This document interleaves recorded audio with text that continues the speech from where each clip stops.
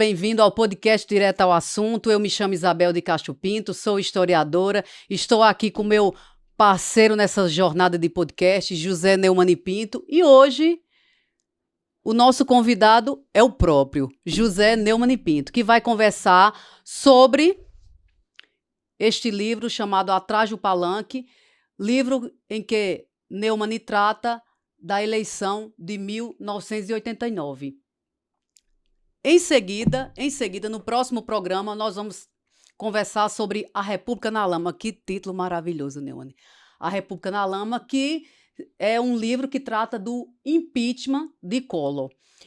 São dois livros interessantes, Neumani, porque você escreveu no calor dos acontecimentos. Você não teve nem a oportunidade de olhar pelo retrovisor. Você vai ter essa oportunidade agora, nesta conversa, e vai prometer que vai pensar numa reedição desses livros, os dois, né? Dois em um, porque é uma parte interessante, imprescindível para a gente pensar a política nacional.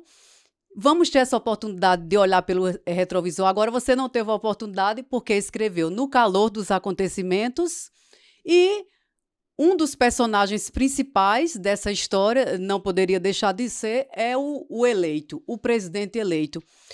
Você diz aqui no decorrer do seu relato que você conta como o Antônio Carlos Magalhães conheceu o Fernando Collor e você não aparece nesse episódio, nesse cenário. E eu sei que você estava presente nesse cenário. Eu queria que você contasse para o nosso telespectador como foi que você conheceu Fernando Collor de Mello. Eu estava em Itaparica, na Bahia, de férias, e o Antônio Carlos Magalhães me convidou para comer um vatapá na casa dele na praia, em Itaparica, que ficava do lado lá do resort onde eu estava.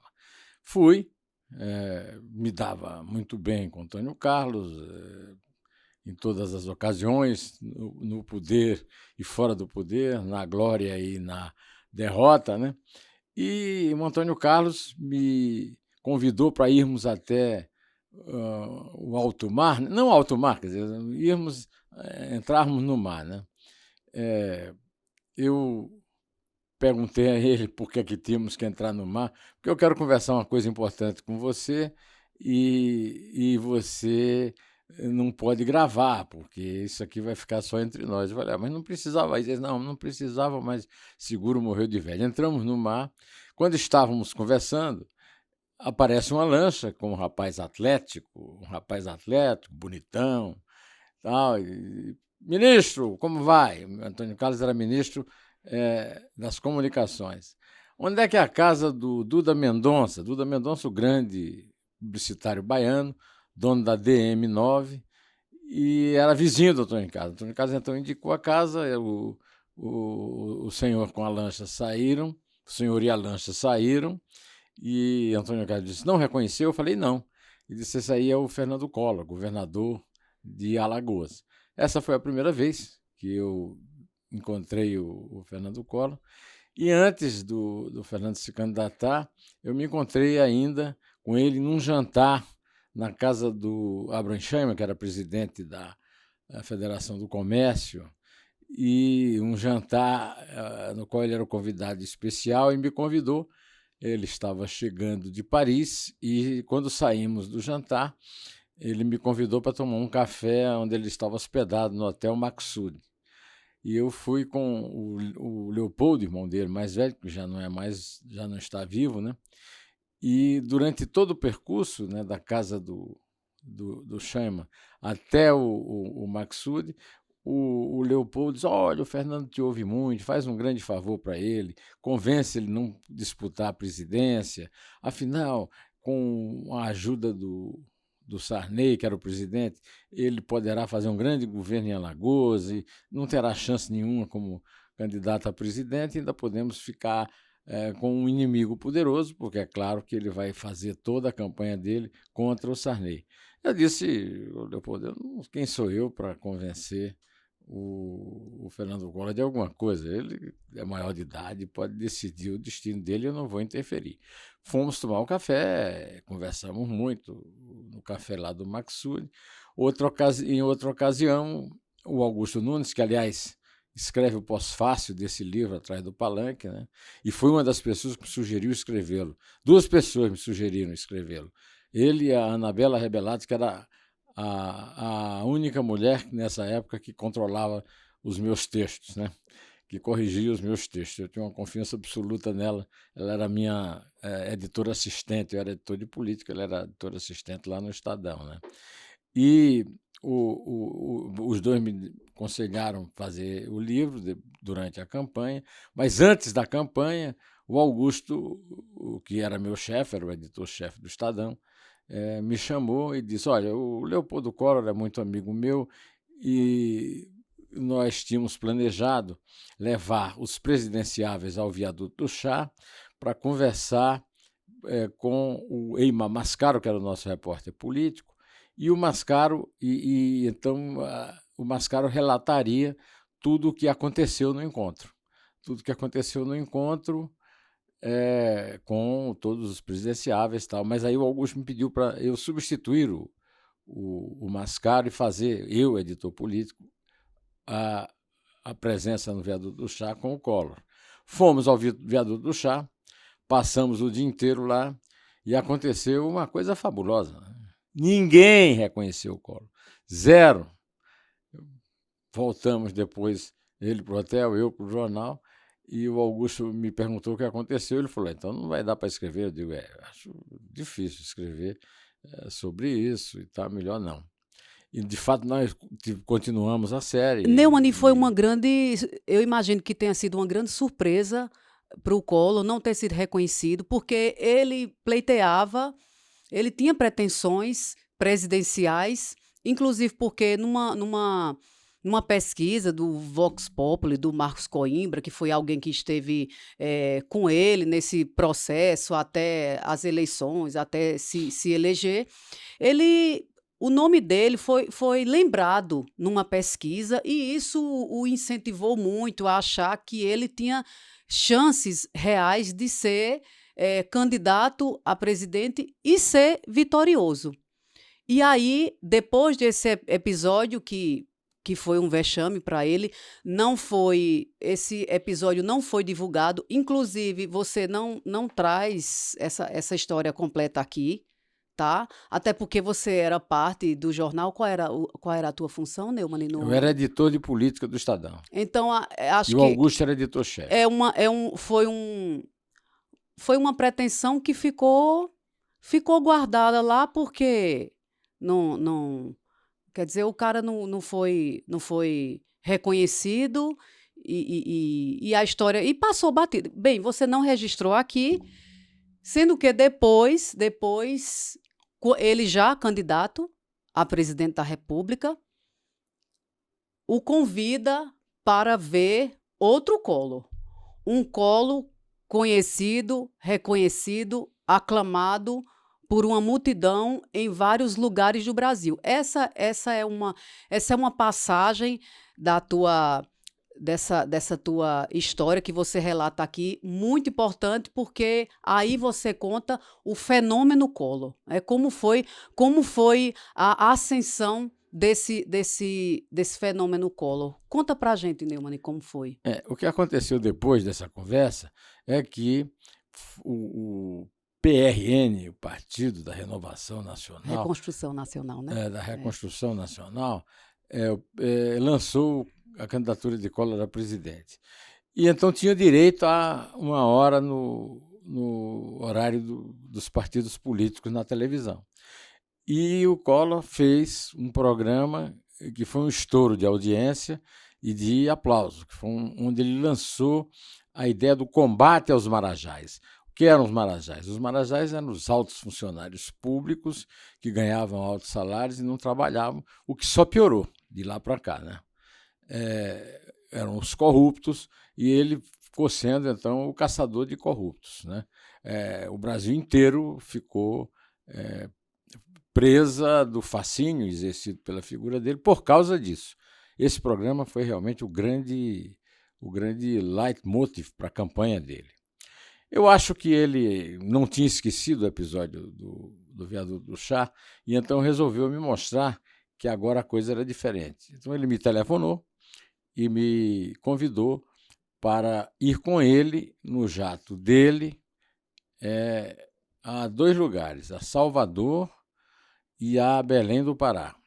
Eu fui a Brasília, fiquei hospedado no Hotel Nacional, ele foi me buscar no hotel para levar para o avião e estava dormindo no carro, eu entrei, ele dormindo ficou, acordou, subiu no avião com o Tenente Dário, que era um segurança dele lá de Alagoas, um sujeito altíssimo e muito forte, e entramos no avião. No avião estava primeiro uma figura que você conheceu, um queridíssimo amigo meu, que infelizmente nós perdemos há poucos dias antes dessa gravação, o Sebastião Neri, grande jornalista, o inventor do tal do folclore político, né, do qual seu avô é personagem, o Major Gil de Castro.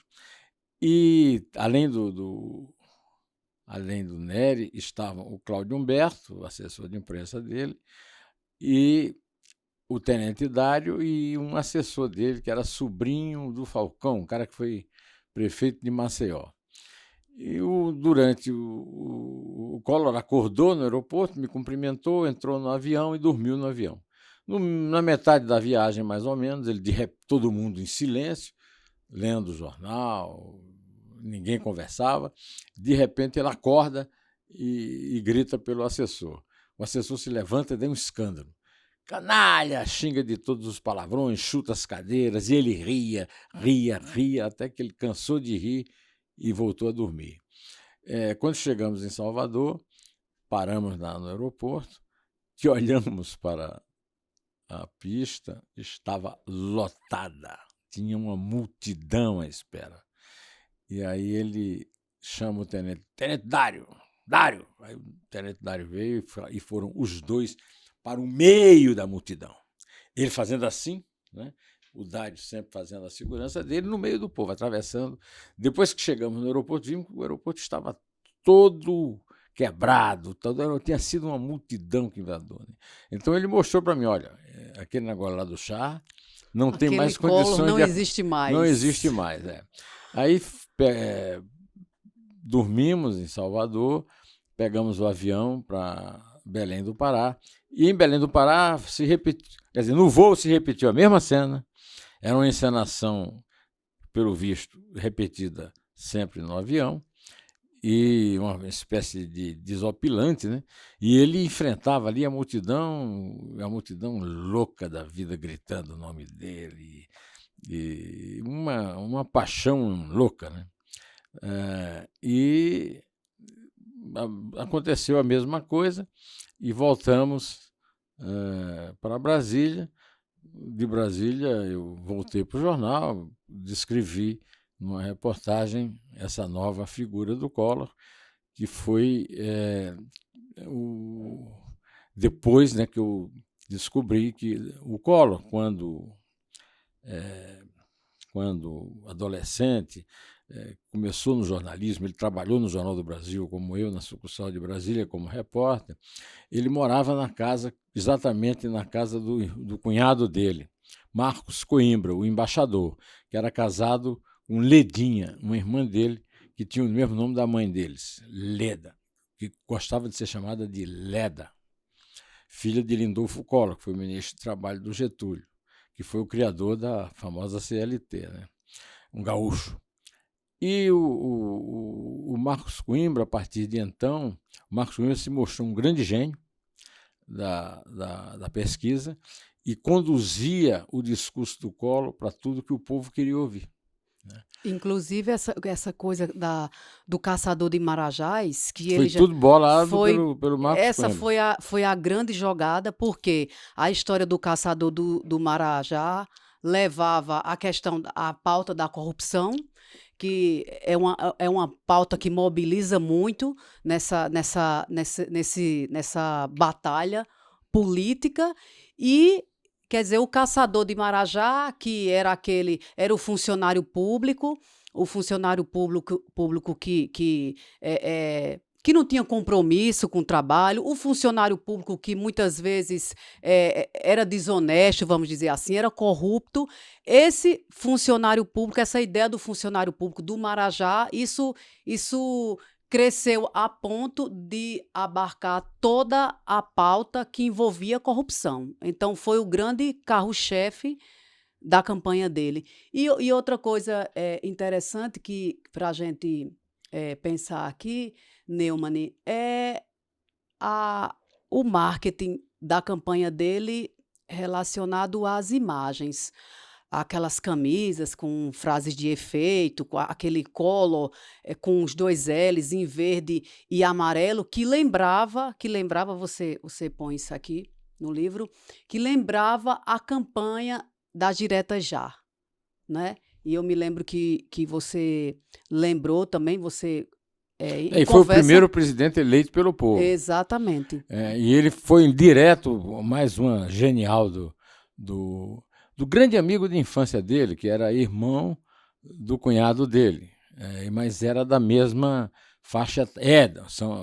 Hoje o Marcos mora em Belo Horizonte, não sai da casa dele nem para atravessar a rua, mas continua dando palpites. Ainda um dia desse eu li uma entrevista dele defendendo o Alexandre de Moraes na questão da censura ao Elon Musk, que na verdade não é o Elon Musk que é o censurado, somos nós, 22 milhões de brasileiros. Né?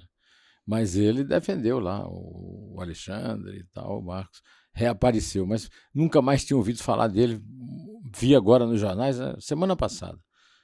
Falando. Neumann, eu me lembro de você ter comentado que, quer dizer, não era só a campanha pelas Diretas Já que lembrava, mas a direita. Por quê? Porque Como é campanha pelas Diretas Já, a direita? Como é essa história? Me conta. O que acontecia no Brasil era uma distorção provocada pela esquerda. Né? Então, a esquerda abandonou a bandeira do Brasil, de certa forma, rejeita o hino nacional e, com isso, transferiu para a direita, né, 2 grandes símbolos nacionais, o hino e as cores da bandeira, né, e a bandeira. Né. E aí, ao fazer isso e ao adotar a bandeira vermelha, né, quase como uma carteira de identidade do eleitor de esquerda, né? Uhum. E ao desprezar o hino, há inclusive a camiseta vermelha, as bandeiras vermelhas foram adotadas, estão sendo adotadas até hoje, e são um gesto de uma profunda burrice do ponto de vista do patriotismo e do ponto de vista do marketing. Né? Mas a questão do hino não pegou, porque até hoje, né, quem vê a porcaria da seleção brasileira, né, sempre que joga toca o hino. E antigamente, quando jogavam futebol, não essa porcaria que eles jogam hoje, a multidão no estádio cantava o hino. Né?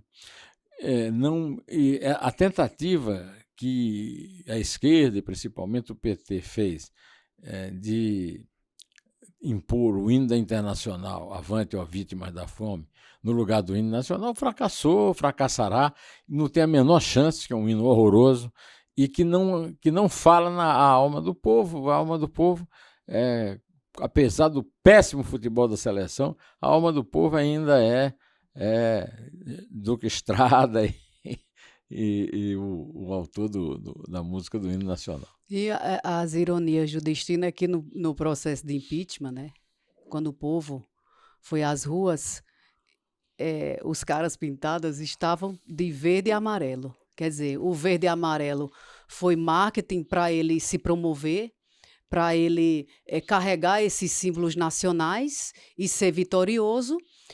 Lembrar também a esse movimento pró-eleições diretas, que no caso não vingou naquele momento, mas quando vingou, ele foi o grande beneficiário. tá? E aí as cores da bandeira, os símbolos nacionais serviram a esses dois momentos, para a ascensão e para a queda dele. Neumann, tem um evento muito importante dessa história em que você aparece, em que você narra, que é a sua ida para Campina Grande, na Paraíba, com Collor de Mello, Pelé e Cláudio Humberto. Eu gostaria que você contasse sobre esse episódio, lembrando do que foi dito por Fernando Collor em Campina Grande, sentado à mesa de um conterrâneo. Conta pra gente, Neumann. Fernando Collor, ainda governador de Alagoas, candidato a presidente da República, em campanha, foi dar uma entrevista à emissora de televisão da Globo em Campina Grande, né? A TV Paraíba. Sim, é isso. E essa TV Paraíba era propriedade de um amigo querido de saudosa memória, o Zé Carlos da Silva Júnior. O Zé Carlos da Silva Júnior, quem fazia esse programa era Confidencial, um programa chamado Confidencial. Sim. Eu era crítico de televisão do Jornal do Brasil e cheguei a escrever uma crítica dizendo que o Chico Maria, que nunca foi jornalista, mas era um delegado de polícia, foi chefe de polícia da Paraíba, foi o melhor entrevistador de televisão do Brasil de todos os tempos, na minha opinião. Superou todos os outros que eu admiro, como Geneton, Pedro Bial, né? Porque ele fazia, ele tinha muita verve, né? O Chico tem uma história ótima com o Frei Damião. O Frei Damião vacilou quando ele fez uma pergunta meio desagradável, aí ele falou assim: tenha fé em Deus, Frei Damião, né? E o Chico foi entrevistá-lo, então o Zé Carlos nos levou. O Zé Carlos, eu estava em Campina Grande, de férias, sim, e o Zé Carlos nos levou para a casa dele, onde nos sentamos à mesa com 12 pessoas, nos sentamos à mesa, e ele aproveitou para dizer o seguinte: o meu ministério vai ter 12 pessoas. E uma das grandes críticas do momento, na época, era do tamanho do ministério do Sarney. Mas não dá para comparar com o Lula. Ele disse que de 39 ministérios, hein, Neumann? Não, 39 ministérios do Lula tem então, agora. Que a esquerda é farta diria? também. Haja Marajá. Então, e a coisa engraçada é o seguinte: nós temos um amigo lá de Campina Grande, Eduardo Gomes de Azevedo, que é um geriatra, é o representante no Brasil da Ana Aslam, e é muito amigo do Zé Carlos. O Zé Carlos, que era um milionário, pagava a escola de medicina dele, que era uma escola paga lá de Campina Grande, e o Eduardo era amicíssimo, era o geriatra, apesar de ser segredo, né? Porque o Pelé, tendo geriatra, ficava chato. Mas ele era o geriatra do Pelé, né? E o Pelé estava namorando a Xuxa. E então, a gente lá no almoço, e a criançada, os netos do Zé Carlos, todos no maior alvoroço, porque a Xuxa telefonava para o Pelé, e então a criançada caía no berro, e era uma loucura, uma alegria enorme, né? O Collor, como sempre, se saiu muito bem na entrevista com o Chico, e infelizmente o Chico hoje não está aí mais para contar essa história. Eu gostava muito dele, éramos muito amigos, e continuo considerando ele grande, considerando o Chico grande entrevistador, né? O Cláudio Humberto acompanhou o Collor, e eu conheci o Collor, mas não conhecia ainda o Cláudio Humberto, e eu conheci ele me pedindo um autógrafo no aeroporto. Vai passar para ele confirmar esse programa, viu? Neumann. Neumann, e Silvio Santos? E Silvio Santos nessa eleição? Silvio Santos foi personagem dessa eleição, né? Morreu recentemente, foi personagem dessa eleição. O que aconteceu é o seguinte: o candidato, essa eleição teve só barra pesada, candidato, né? Ulisses Guimarães, Leonel Brizola, e o vice-presidente da República, do Figueiredo, Aureliano Chaves. Uhum. Né? E o Lula, que era o grande sindicalista do momento, tinha o Guilherme Afif, que também tinha uma boa penetração na área liberal e tal. Então, só que o Mário Covas, só que todo mundo fracassou, né? Na verdade, a eleição foi disputada por 3 pessoas. Na frente de todos, o Collor, e depois do Collor, o Lula e o Brizola. Eu acompanhei, quer dizer, para escrever esse livro aí, Atrás do Palanque, eu acompanhei a campanha de todos os candidatos que importavam, né? E acompanhei, inclusive, o episódio do Silvio Santos, que não foi candidato. O episódio do Silvio Santos foi o seguinte: o pessoal do partido do Aureliano, na época, o PFL, sabia que o Aureliano não tinha a menor chance e tiveram a ideia, que eu considerei brilhante, mas que não tinha nenhuma base jurídica, né, de lançar o Silvio Santos, o brasileiro mais popular da época, né, candidato no lugar dele. Né. E o Silvio se entusiasmou com a ideia de ser presidente. Né. E vinham, então, aí, o pessoal da esquerda apelidou os 3 emissários do PFL, né, era o Marcondes Gadelha, o Sebastião, como é que chamava? O piauiense. Hugo Napoleão. Hugo Napoleão. E quem era o terceiro? Agora me faltou aqui o terceiro nome, mas eram os 3 porquinhos. Né? E agora eu me lembro muito dos 3 porquinhos, porque os 3 porquinhos são alguns dos heróis do nosso filho mais novo. Bom,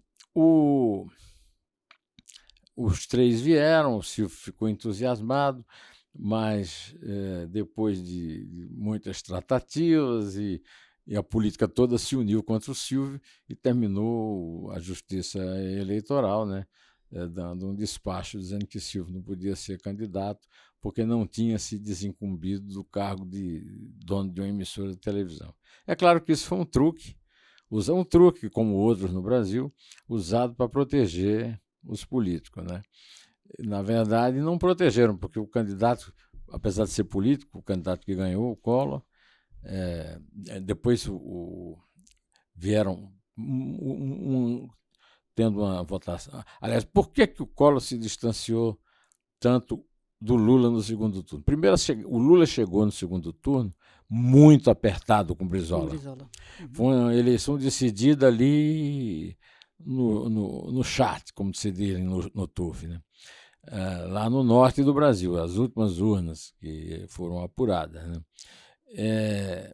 E o Lula, o pessoal da equipe do Collor descobriu uma ex-amante do Collor que teve uma filha, e essa ex-amante contou para a equipe do Collor que o Lula tinha oferecido dinheiro para ela abortar de uma filha que ela estava, uma filha dele. O Lula, ela disse que não aceitou, o Lula disse que é mentira dela, a própria filha, evidentemente, tomou o partido do pai, né? Apesar de não poder ter sido testemunha dele uma vez que não tinha sido, ainda estava na barriga da mãe, mas esse caso aí foi um dos casos que atrapalharam muito, principalmente porque o Lula tinha uma força muito grande na Igreja Católica, e a notícia de que ele ofereceu dinheiro para abortar, para a moça abortar, Miriam Dutra, né? O nome da mulher, ela teve um impacto grande na eleição dele. Mas o Brizola assim mesmo não ganhou do Lula. O Lula foi ao segundo turno. Depois teve o episódio do debate. Né? Isso, antes de entrar no debate, e aí você citou o Brizola, e esse aspecto do Brizola deve ser lembrado porque era o cara que carregava junto com João Goulart a herança de Getúlio Era alguém que tinha um protagonismo, que tinha todas as chances, como Ulisses Guimarães, com o protagonismo na Constituinte, um cara que tinha todas as chances, e todos esses personagens foram desbancados pelo Collor e pelo Lula, que, apesar de já ser conhecido dentro do movimento sindical, ainda não tinha a trajetória do Leonel Brizola, não tinha a trajetória do Ulisses Guimarães Leonel Neumann. Brizola foi governador do Rio Grande do Sul e governador do Rio de Janeiro. Uhum. Né? O Leonel Brizola era o candidato a presidente para disputar com os dois favoritos, que eram o Juscelino, a reeleição. Não podia reeleição naquela época, mas no caso o Juscelino já tinha passado o mandato dele. Né? O presidente era o Jânio, que renunciou, e depois o Jango, e aí depois veio o golpe militar. O Brizola já tinha até um slogan, que era o seguinte: o Brizola era cunhado, era casado com uma irmã de João Goulart. Uhum. E o cunhado não é parente. Brizola para presidente. Eu convivi muito com o Brizola, inclusive na campanha. O acompanhei em cidades do Grande Rio. Então, e o Brizola realmente era uma figura fascinante. Né? Foi um cara responsável pela rede da legalidade, que fez abortar o golpe de 64 em 61, quando garantiu a posse de Jango, negociando o parlamentarismo. Agora, o Brizola, enquanto que o Lula, eu digo e repito, o Lula era um homem do regime militar. O Lula era uma construção política feita pelo general Golbery do Couto Silva, que era o pensante da chamada Sorbonne, que era o grupo militar que pensava, né? Principalmente o Marechal Castelo Branco. Né? Mas o Lula empolgou. O Brizola era inimigo mortal do Golbery, porque o Golbery era de Rio Grande e o Brizola fez um porto em Porto Alegre. Então o porto de Rio Grande foi completamente esvaziado e a cidade ficou sem ter renda. Né? Então, o que é que o Brizola, o que é que o Golbery fez? O Golbery deu o PTB a Ivete Vargas, sobrinho do Vargas, e também acertada lá com o Golbery, e o sindicato para o Lula. Né?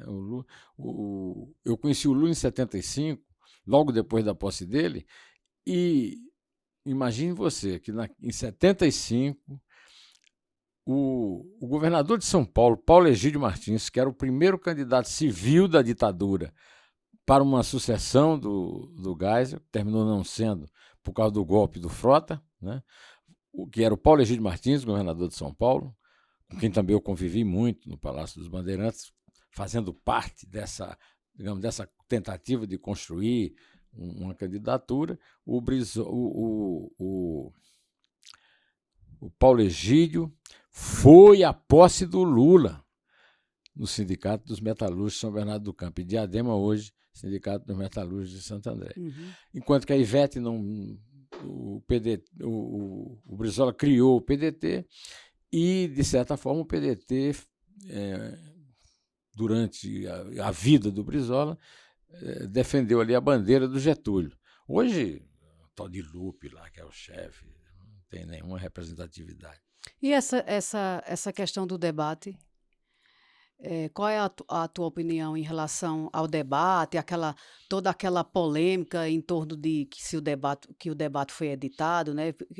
Primeiro, todas as emissoras participaram, depois apareceu lá no Bom Dia Brasil, e houve um questionamento, uma interferência de Roberto Marinho, que até Boni cita no livro dele, e que você discorda. Né? Eu queria que você estava, Neumann, nesse debate? Estava. Conta um pouco. Eu fui ao debate. Para a gente concluir essa história, que eu acho que é o ponto auge da nossa conversa, é esse debate, porque definiu a eleição. Você acha que esse debate definiu a eleição, Neumann? Não, eu acho que a eleição não foi definida pelo debate, mas que o Lula foi desastroso no debate. Sim. de qualquer maneira, quer dizer... A E questão era por o que seguinte, que ele foi desastroso? ele foi desastroso por causa das armações que o pessoal do Collor montou para ele. Primeiro, o pessoal do Collor descobriu em Brasília, além do caso da namorada, do aborto. do aborto, da proposta de aborto paga para a namorada, teve esse caso também, que foi o famoso caso do 3 em 1. Você sabe o que é o 3 em 1? Sei. Nossa, todo mundo desejava 3 em 1. A história é a seguinte: o pessoal do Collor descobriu que o Lula tinha uma psicanalista que era amante dele em Brasília. E essa psicanalista deu para ele de presente um 3 em 1. E o pessoal do Collor, sei lá, chantageou, corrompeu a loja que vendeu 3 em 1, pegou nota fiscal e fizeram chegar ao Lula a informação de que o Collor levaria para o debate uma pasta rosa contendo toda a documentação desse 3 em 1. Então o Lula, que precisava de uma noite bem dormida antes do debate, Sim. veio para São Paulo, de Brasília, né, de última hora, e passou a noite com a Marisa, que é uma coisa normal, era a mulher dele, mas só que passaram a noite discutindo a relação, uma tremenda de uma DR. A Marisa, de quem eu registro aqui que sinto muita saudade, a Marisa esteve com o Lula, entraram os dois no debate, e eu encontrei, assim, eu encarei os dois entrando no debate. E a cara era de enterro, né? O episódio do 3 em 1 era que ele tinha dado para um amante. Uma analista, uma psicanalista que era amante dele na época. Sim, sim. Então, durante todo o debate, o Collor tirava uma pasta de cima da outra, pegava a pasta cor-de-rosa, abria, via e tal. Esse debate foi feito na Bandeirantes. O meu amigo Fernando Mitre, diretor de jornalismo da Bandeirantes, lançou um livro espetacular. Eu participei, inclusive, do lançamento do livro dele, chamado Debate na Veia, em que ele conta esse debate, e conta todos os debates que ele dirigiu lá na Bandeirantes até agora, né? Inclusive esse debate que era um pool, não era um debate da Bandeirantes. O debate era um pool de todas as emissoras de televisão, apresentado pela Marília Gabriela, que era da Bandeirantes, e pelo Boris Casoy, que era do SBT. O Lula foi um desastre no debate. Então, imagina, você vai para um debate como esse, tendo que ter discutido a relação com a mulher. Collor ameaçando com essa pasta rosa, que ia falar botar esse 3 em 1 para tocar. Ia tocar os 3 em 1. Então, agora, aí o que é que aconteceu, né? O debate foi, evidentemente, a notícia política mais importante do dia seguinte, né? Eu estive no debate, vi todo o debate, e eu diria para você que, digamos que fosse um jogo assim, 5-1. Né? Nossa. Uma goleada do Collor em cima do Lula, que o Collor estava senhor de si e o Lula não tinha o controle e ainda estava contando ali com a piedade da mulher. Né? Eu tinha um grande amigo que foi meu colega na Folha de São Paulo, o Chico Pinheiro, que era diretor do Dix, que era um predecessor da agência Folha. Ele era diretor do jornalismo da Globo em São Paulo.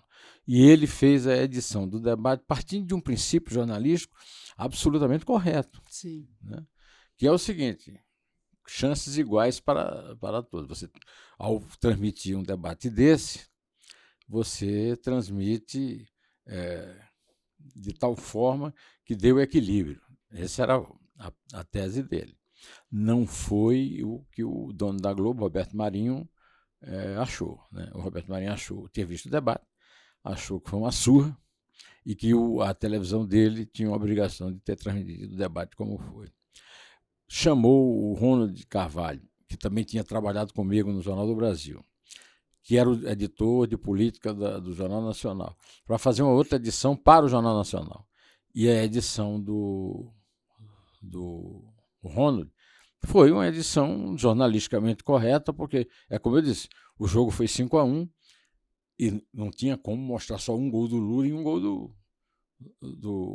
do Collor, né? No caso, o Boni discorda. Agora, eu sou muito amigo do Boni, fomos ao lançamento do livro dele, e no livro dele tem a narrativa tem essa história, mas o Boni era o chefão da Globo e ele não agiu, não, ele não é tão bobo assim, né? Ele não interferiu, acho que nem o Armando Nogueira, que era o diretor do Anima, interferiu, porque foi uma ordem do Roberto Marinho. De qualquer maneira, ele diz no livro dele que ele acha que o Pinheiro tinha razão. No critério dele de jornalismo, tinha que haver condições iguais para os dois na transmissão. Eu respeito, acho que é defensável, não critico o Pinheiro pela edição, não exalto o Ronald pela edição dele, mas acho que eu faria como a edição como o Ronald fez, porque a edição tem que transmitir, na minha opinião, a realidade e não a equidade. E a realidade a realidade é que o Lula, por motivos não controlados por ele... Você acha que ele se perdeu? Completamente. Uhum. Muito bem, Neumann. Encerramos por aqui mais um episódio do Direto ao Assunto. O próximo episódio vamos tratar do impeachment. Quem tiver perguntas, dúvidas, pode colocar aqui embaixo nos comentários, porque até ser gravado o próximo programa, a gente vai ter acesso a essas questões e outras. Vamos ter a oportunidade. Eu não me estendi muito na questão do Lula, porque a gente vai vir aqui conversar sobre O Que Sei de Lula, que foi um livro que você publicou, uma biografia de Lula, publicada em 2011 pela Top Books. Nós vamos conversar sobre O Que Sei de Lula, sobre Erundina, no livro o livro que você escreveu e publicou, chamado A Mulher que Veio com a Chuva. Tem muita história para ser contada ainda, não é, Neumann? E tem também um projeto seu aí que eu prestigio, né? Que nós vamos juntar esses dois livros e colocar no meio um livro sobre o governo Collor, não é isso? Vamos fazer um livro só. Exato. Como é que chama o livro? É a Era Collor. A Era Collor. É isso aí. Muito bem. Viu? Direto ao assunto. Muito obrigado a você que está aí nos acompanhando. Direto ao Assunto, um podcast aqui com Isabel de Castro Pinto, José Neumann de Pinto. Vem para cá que você é bem-vindo aqui. Tchau, pessoal. Até a próxima.